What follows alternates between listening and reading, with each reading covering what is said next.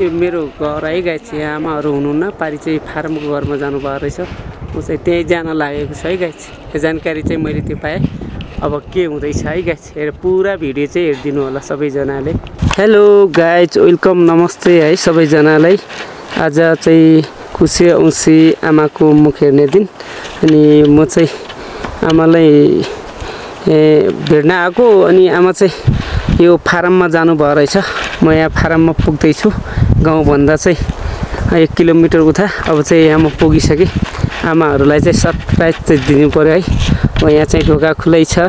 यहाँ वनको घर है गाइस। यो फारमको घरमा चाहिँ आमाहरू यहाँ आउनुभएको रहेछ है। म यहाँ फारममा पुगिसकेँ। अब चाहिँ के हुँदैछ है गाइस। अब म जाँदैछु घरमा है।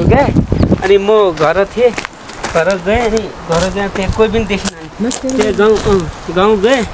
गाउँ गएर अनि कहाँ गए, आमाहरू कहाँ गए भने त अनि पारी माथा छ के अरे फारममा गएछन् भने कि यो नबुनाले भान्जाहरूलाई यो बिस्कुट, अनि यो तपाईँलाई चुरोट, अनि चाहिँ केरा, अनार, अनि चाहिँ यो घर प्याज छ। अनि चाहिँ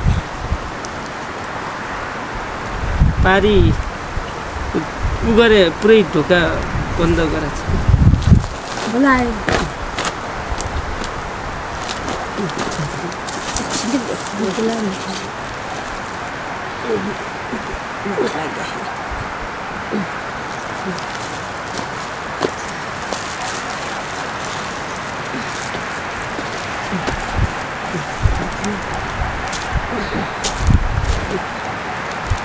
ल गाइस, आज म चाहिँ अब आमाहरूलाई आज खुसी औँसीको चाहिँ शुभकामना दिँदै हिराबाई चाहिँ यहाँबाट बिदा हुन्छ।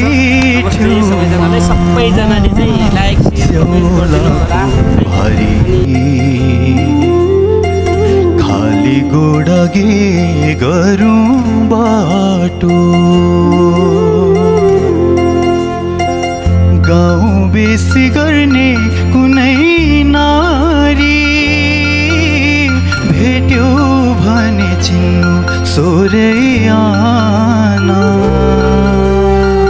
तिनै हुँ तिनै मेरी आमा, पिठ्युमा स्याउलाको भारी। खाली गोडागे गरौँ बाटो, गाउँ बेसी गर्ने कुनै नारी भेट्यो भने चिन्नु सोरे आना। तिनै हुँ तिनै